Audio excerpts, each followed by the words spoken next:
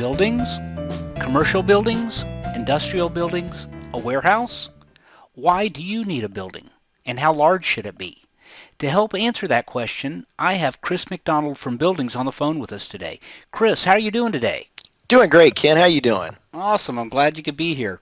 So, Chris, I have some questions that I receive throughout the week, and I thought you'd be able to help answer them with me. Absolutely. Not a problem. Well, what kind of buildings do you carry? It depends. We carry all different sizes and ranges and sizes. Anything from a triple wide that's totally enclosed building on up to 60 by 60 with 16-foot legs. It's just really up to the customer what they need.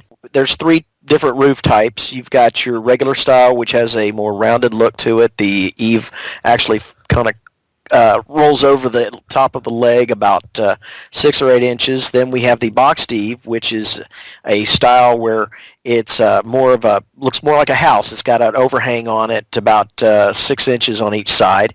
And then you have our vertical roof, which is the exact same profile as the boxed eave, but the difference is that the panels run from the peak to the eave, so they're running vertically. And that's one of my favorites, and I'll tell you why, is because it allows all that water and debris to roll off so it doesn't hang up there on the ribs.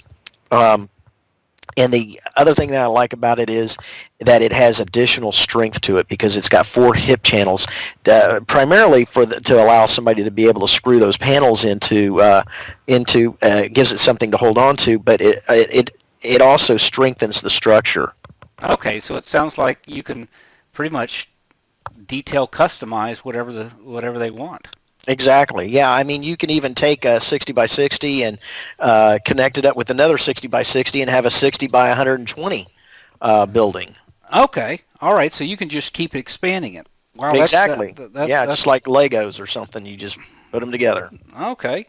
As far as the sizes go, what's the smallest that you would carry? The smallest in the commercial grade buildings would be a 32 by 20. Now, if you want to go with one of our triple wides, we can go down to a 26 by 21.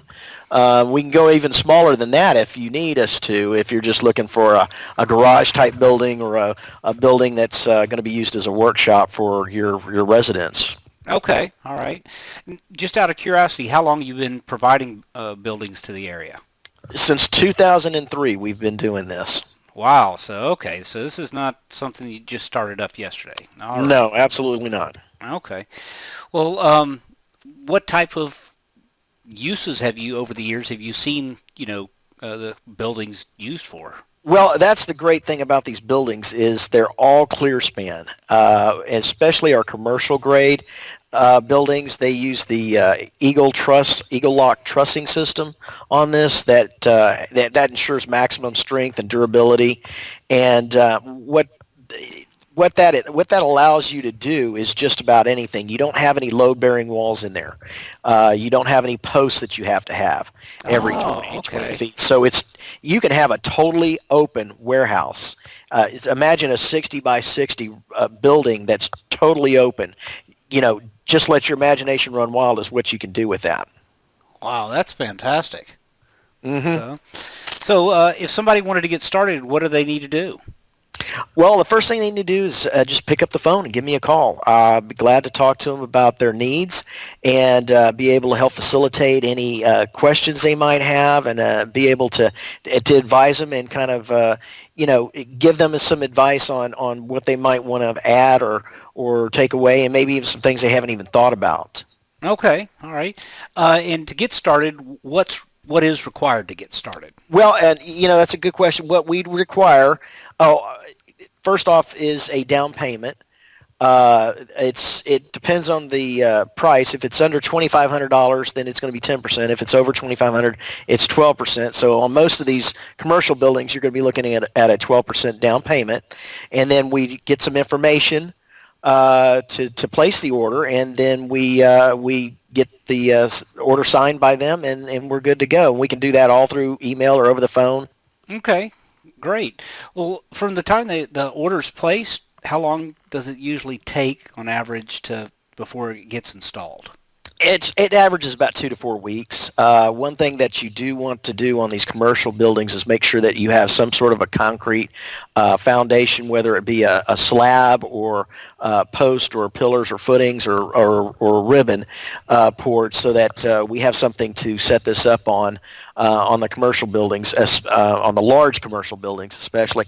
The other thing about the commercial buildings that you're going to need is you're going to have to rent a man lift for 3 to 5 days, and they usually rent them by the week. It usually costs anywhere from $1,000 to $1,200, but that's a cost that most people that are getting this type of building are willing to bear. Okay. As far as uh, the overall cost is, as far as delivery, installation, is it all inclusive? Is it some? How does that work? Is there extra cost on the end? How does all that work? Everything from the delivery to the installation, less the man lift and the foundation, is included. In other words, you get the foundation done, you get the man lift ordered, we do the rest. Fantastic. So what I heard you say is, you got basically 10 to 12% down when you place the order, and then when do they pay the remaining balance? After it's installed and the installers are still there and they're satisfied with the installation. Okay. Well, that's fantastic. Well, that pretty much sums up the questions that I get from people and that they keep asking about. And I appreciate your time, Chris, and I'm sure that we're going to be talking again soon. I hope so. Thanks a lot, Ken. All right. Take care. Have a good day. All right. Bye. Bye.